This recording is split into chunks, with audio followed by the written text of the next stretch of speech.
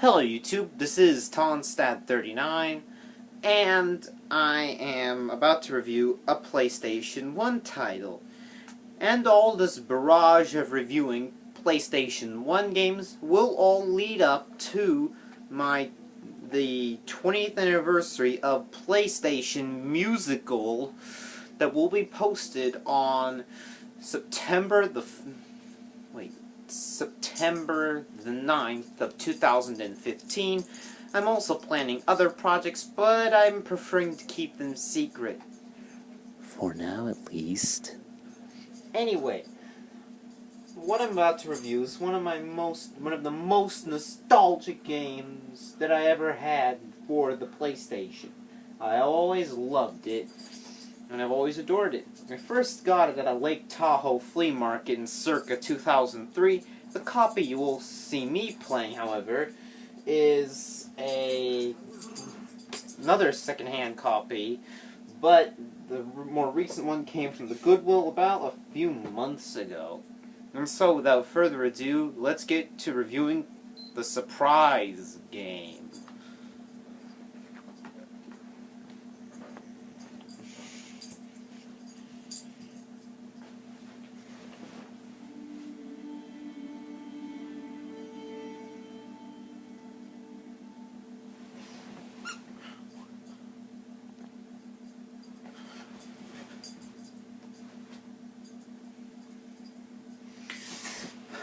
What game am I going to be reviewing? Well, that's going to be a surprise. Unless, of course, you look at the titles of the video, then it wouldn't be so much of a surprise anymore, now would it? Please excuse how shoddily I'm filming it.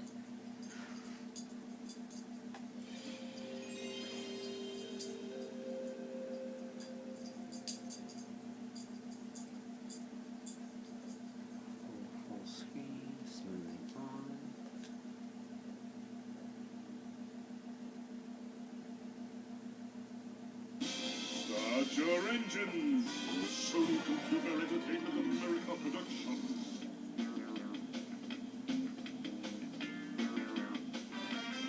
I'm going to review Crash Team Racing for the PlayStation. A game that I've always loved, ever since I was a little boy at the age of 5. I've always loved it then, and I still love it to this day. I always compared this game to Mario Kart and stuff, and now we're going to see its similarities to Mario Kart. Although it was possibly Sony's response to the Mario Kart series, as you'll see here, it kind of meshes Mario Kart with Diddy Kong Racing, as you'll see with this adventure mode.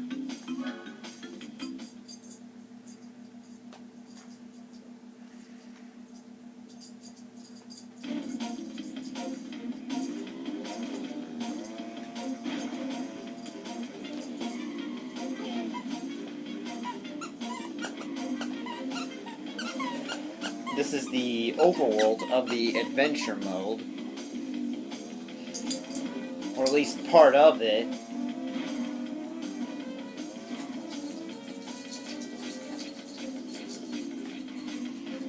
And it kind of takes elements from the original trilogy, so from Crash Bandicoots 1, 2, and 3, you know, the original trilogy, it kind of takes from all those and makes it into a racing title. And it was made by Naughty Dog, and this was the last Crash Bandicoot game that Naughty Dog was ever involved in. Ah, those were the days. Back when Crash Bandicoot didn't suck. As some of the fans will know what terrible, terrible things Activision have done. To Crash Bandicoot, at least. The track designs are very unique and original, and they base themselves really heavily on levels from the original trilogy. You know, this being based off of the final boss battle with Cortex in the first game. And they're always based off of environments that existed within the Crash universe. And one thing I love that they did, you know how Nintendo created Waluigi who didn't get his own game and just created him just so he can be a counterpart of Wario. Well, we won't be seeing any of that here. All of the characters in this game, except for Nitrous Oxide, are from the games that they've created. No more flippy fluff. Sorry, that came out wrong. About as to, you know, characters that won't be in any other game. This is a very good title. You know, you push the X button to accelerate, square is the brakes, triangle doesn't do anything. Wait, or triangle does this. Circle launches the items. The Wumpa Fruit make you really OP, as I'm demonstrating right here. I'm gonna show you other tracks in a moment. And the whole thing is, you can't unlock other tracks in this stage, so to speak, until you have finished first. Now, I would cut to the finish, but I don't have the technology to do so yet. And who knows, I might actually get first.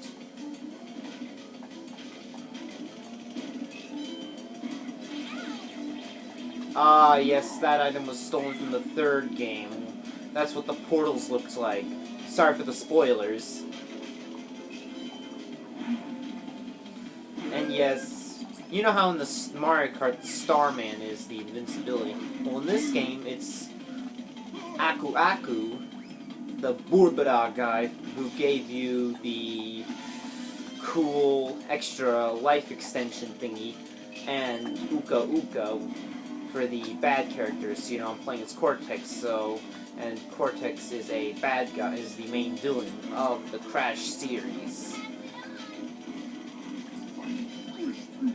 And it's very connotating of Crash Bandicoot. You know, it truly does feel like an addition to the Crash universe. It truly does.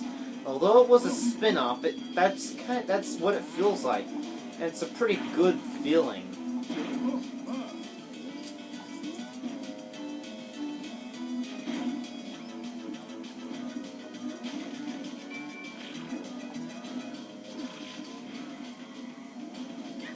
And I personally recommend it for those who like kart racing games, or if you like Crash Bandicoot, or if you like a good racing game altogether. It's a very good game, and I recommend it. And yes, it is supportive of multiplayer, to my knowledge.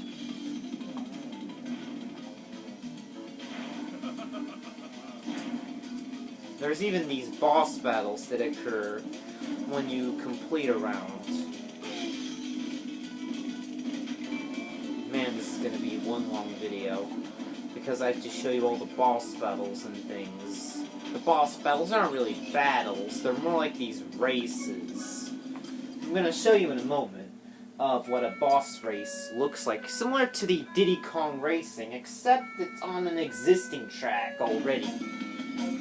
Except it's normally on an existing track, and most of the bosses are the old villains from Crash Bandicoot. So, for instance, Komodo Joe from Crash 2, Pinstripe Pootaroo from Crash 1.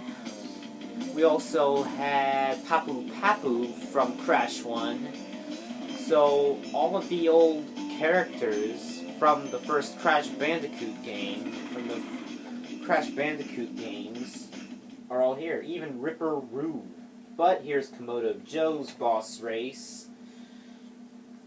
And it's similar to Diddy Kong Racing. In fact, this game kind of feels sort of like a combination between Mario Kart and Diddy Kong Racing. But with some Crash Bandicoot thrown in the middle, and you have one awesome game.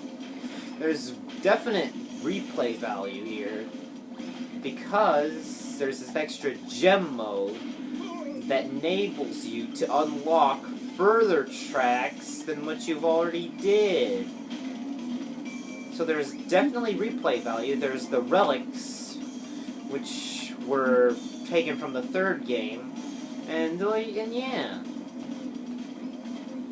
And sorry for all the spoilers.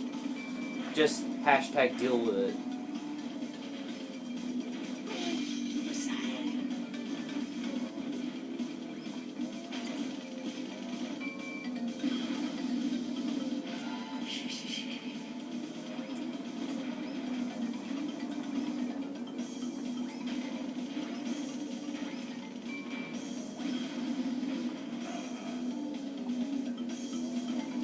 And when you're encountering them for the first time, you encounter these cutscenes. I'll put the link in the description to all the cutscenes.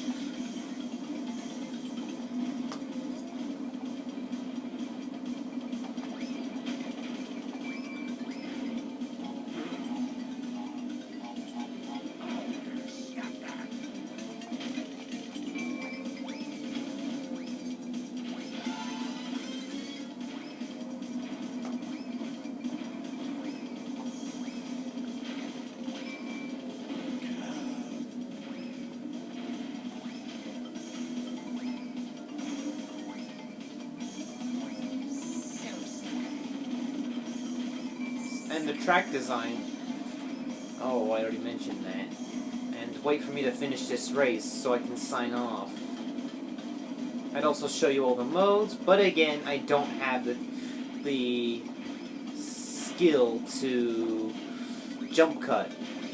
And I would also do face cam, but again, I don't have a second camera, and I can't really do picture-in-picture.